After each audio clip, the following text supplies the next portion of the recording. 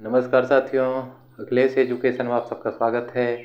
आज हम आप सबको बताएंगे दक्षिणी अमेरिका का जो हम पिछला क्लास में पढ़ाए थे, दक्षिणी अमेरिका महाद्वीप, उसी के वन्यजीव प्राणी के बारे में आज हम बताने चल रहे हैं कि ये वन्यजीव प्राणी, इन प्राणियों की विशेषता क्या है।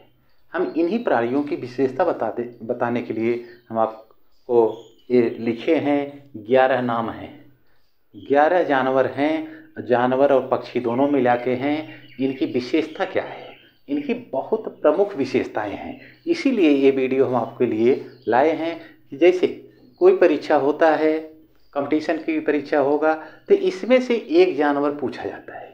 दक्षिणी अमेरिका का एक जानवर की विशेषता पूछा जाता है, या किसी एक जानवर के बारे में आपको पूछा जाता है कि एक कौन सा जानवर है। तो आइए इसी के बारे में हम आपको बताने चल रहे हैं। सबसे पहले लिखा गया है कैडोर। ये कैडोर क्या है, तो आइए देखते हैं। यह कैडोर जो है, यह विश्व का सबसे बड़ा शिकारी पक्षी है। विश्व का सबसे बड़ा शिकारी पक्षी है। ये इसकी विशेषता है कि अपने शिकार को, अगर एक बार अपने शिकार को देख लिया और ठान लिया, तो उसको शिकार करके ही छोड़ता है। इस शिकारी पक्षी है और सबसे बड़ा, माने कि यह विश्व का सबसे बड़ा शिकारी पक्षी है कैडोर। अब हम आते हैं आगे दूसरे नंबर पर रिया। ये रिया क्या है, आइए इसके बारे में, इसकी विशेषता देखते हैं। रिया, यह न उड़ने वाला, यह उड़ता नहीं है, यह न उड़ने वाला पक्षी है। जैसे उदाहरण के लिए शुतुरमुर्ग देखे हैं, बड़ा होता है, लंबा होता है ये पक्षी, लेकिन ये उड़ नहीं पाता है। तो न उड़ने वाला ये पक्षी है जिसे रिया कहते हैं। अब तीसरा है मकड़ा बंदर। दोस्तों, ये मकड़ा बंदर दक्षिणी अमेरिका में पाया जाता है और बहुत ज़्यादा पाया जाता है। ये मकड़ा बंदर की विशेषता क्या है? ये मकड़ा बंदर की विशेषता दोस्तों यह है कि यह कलाबाजी करने में, यह कलाबाजी के करतबों के लिए प्रसिद्ध है। ऐसी कलाबाजियाँ करता है कि इसको देख करके आप दंग रह जाएंगे। मकड़ा बंदर, ये मकड़ा की तरह, जैसे मकड़ा होता है उसी प्रकार से उछल कूद करके अपना तरकीब, अपना करतब हमेशा दिखाता रहता है। और इतना प्रसिद्ध इसीलिए है मकड़ा बंदर, क्योंकि ये मकड़े की तरह रहता है। तो आइए इसके बाद हम उल्लू वाले बंदर पे चलते हैं। ये उल्लू वाला बंदर है, उल्लू बंदर इसका नाम क्यों रखा गया है, इसकी भी कुछ विशेषताएं हैं। उल्लू बंदर, इस उल्लू वाले बंदर को रात बहुत प्रिय होती है। जैसे उल्लू रात में आप देखते हैं, रात में ये दिखाई देते हैं, दिन में उल्लू बहुत कम ही दिखाई देते हैं। उसी प्रकार से ये बंदर भी, जो उल्लू बंदर हैं, ये रात में ही दिखाई देते हैं, क्योंकि इनको रात ही प्रिय होता है। जैसे चमगादड़ है, रात में ही उड़ते हैं और दिन भर नहीं दिखाई देते हैं। उसी प्रकार से ये बंदर भी, इनको रात बहुत ज़्यादा प्रिय होती है। रात भर भाग दौड़ करेंगे, खाना खाएंगे, इधर उधर करेंगे, इनको रात प्रिय होती है। अब आइए हम अगले पे चलते हैं, गिलहरी बंदर। ये गिलहरी बंदर की क्या विशेषता है? गिलहरी बंदर की विशेषता खास तौर पे ये है कि ये अपनी विनम्रता के लिए प्रसिद्ध है। अपने विनम्रता के लिए बहुत सीधे साधे बंदर होते हैं। गिलहरी बंदर जो हैं बहुत सीधे साधे होते हैं, बहुत विनम्र भाव के होते हैं। इसीलिए इनको अधिक लोग जानते हैं कि ये जो गिलहरी बंदर है अपनी विनम्रता के लिए प्रसिद्ध है। अब आइए हम अगले पे चलते हैं, प्यूमा। ये प्यूमा क्या है, ये प्यूमा कौन सा जानवर है, इसके बारे में देखिए। ये प्यूमा की विशेषता क्या है?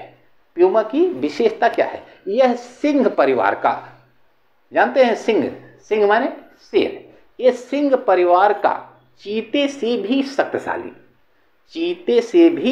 शक्तिशाली व खतरनाक जानवर कहा जाता है।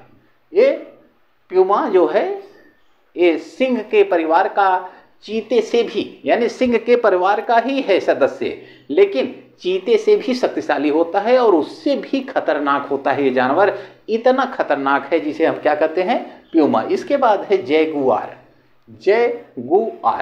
ये जैगुआर किस प्रकार का बंदर है? जैगुआर बंदर नहीं दोस्तों, जैगुआर ये जानवर किस प्रकार का है? यह एक शिकारी जानवर है। यह एक शिकारी जानवर है यह पेड़ों पे रहता है। शिकारी जानवर है, पेड़ों पे रहता है, ताक में हमेशा रहता है, हमेशा गिद्ध की नज़र, बकुले की माने निगाह की तरह हमेशा लगा के रखता है। और जैसे ही यह पेड़ों पे रहता है और शिकारी जानवर रहता है, जैसे ही अपने शिकार को देखता है पेड़ के ऊपर से कूद पड़ता है, पेड़ के ऊपर से कूद पड़ता है और अपना शिकार धर दबोचता है। फिर आगे है ant eater. Ant eater, ant eater व आर्मेडिलो, इसको आर्मेडिलो भी कहते हैं या एंट ईटर भी कहते हैं। ये किस प्रकार का जानवर है इसको देख लेते हैं। बहुत विचित्र जानवर है एंट ईटर या आर्मेडिलो।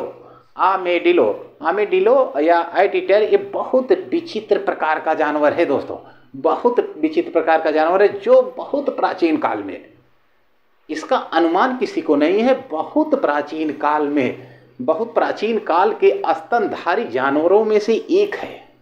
स्तनधारी जानवरों में से एक है, बहुत प्राचीन, इससे प्राचीन कोई भी जानवर नहीं है।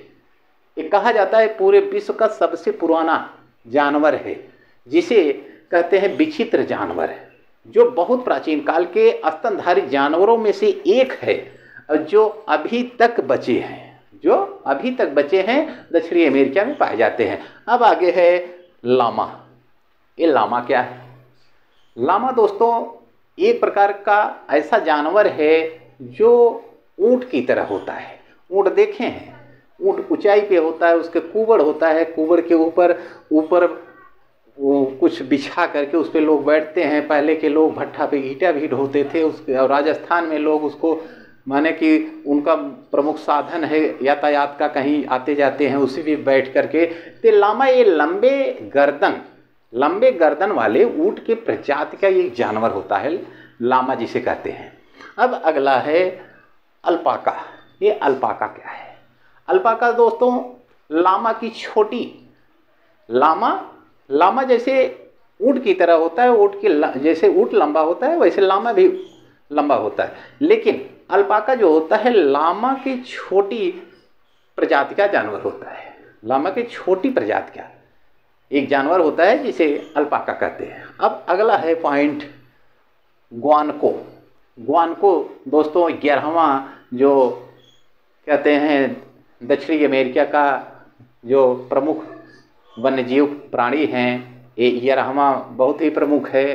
कहा जाता है यह ग्वानको जो होता है यह जंगली जानवर, जो जंगली प्रकार का, एक ऐसे जंगली प्रकार का जानवर है जिसे लामा कहते हैं। ये लामा जैसे लामा होता है, लामा कैसा होता है? लामा ऊंट की तरह लंबा होता है, उसका गला भी लंबा होता है, तो उसी प्रकार से ग्वानको भी है। यह जंगली प्रकार का जानवर है जो लामा के आकार का होता है और लामा की तरह ही ये भी रहता है, इसे ग्वानको कहते हैं। तो दोस्तों ये हमने दक्षिणी अमेरिका का वन्य जीव प्राणी के बारे में हम बता रहे थे। अगर कभी परीक्षा में आए इसकी खासियत या ये पूछ दिया जाए कि ये जानवर जो हैं, ये जो प्राणी हैं, ये किस महाद्वीप में ज़्यादा करके पाए जाते हैं, तो ध्यान दीजिएगा दोस्तों ये ज़्यादा करके दक्षिणी अमेरिका में पाए जाते हैं। अगर हमारा वीडियो अच्छा लगा हो दोस्तों तो आप कमेंट करेंगे तो हम इसी प्रकार के वीडियो हमेशा बनाते रहेंगे। तब तक के लिए जय हिंद दोस्तों।